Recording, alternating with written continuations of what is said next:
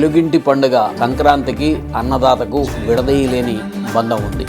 అన్నదాతకు జగనన్నకు అంతే అనుబంధం ఉంది. అన్నం పెట్టే రైతు సంతోషంగా ఉంటేనే దేశం సంతోషంగా ఉంటుంది. రైతును సంతోషంగా ఉండేలా చేసిన నాయకుడు జగనన్న, అలాగే డాక్టర్ వైఎస్ రాజశేఖర రెడ్డి గారు. దేశానికి రైతే వెన్నెముక. వైఎస్ఆర్ వారసుడిగా దీన్ని బలంగా నమ్మిన వ్యక్తి జగన్మోహన్ రెడ్డి గారు. అందుకే ఏడాదికి 2 సార్లు పంట వేసే ముందు రైతుకు పెట్టుబడి సాయంగా 12,500 రూపాయల చొప్పున 4 సంవత్సరాలు ఇస్తామని భరోసా ఇచ్చారు. దాన్ని మరో 1000 రూపాయలకు పెంచి కోవిడ్ కష్టకాలంలోనూ కూడా ఆపకుండా 5 ఏళ్లకు పెంచి అందించారు జగన్మోహన్ రెడ్డి గారు.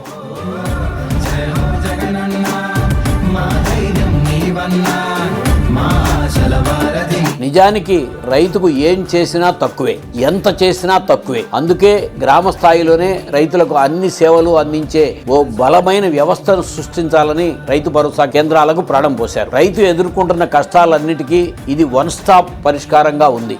నకిలీ విత్తనాల బారిన పడకుండా ఇక్కడే సర్టిఫైడ్ విత్తనాలు, ఇన్పుట్స్ దొరుకుతాయి. భూసార పరీక్షా కేంద్రాల నుంచి పండిన పంటను నిల్వ చేసుకునే గిడ్డంగులు, ఆఖరికి ఖాతాలో పడ్డ నగదును డ్రా చేసుకునేందుకు ఏటీఎంలు కూడా కొన్ని చోట్ల ఆర్బీకేల్లోనే అందుబాటులోకి వచ్చాయి. ఇప్పుడు ఆర్బీకే అనేది ఓ బలమైన ప్రభుత్వ వ్యవస్థ.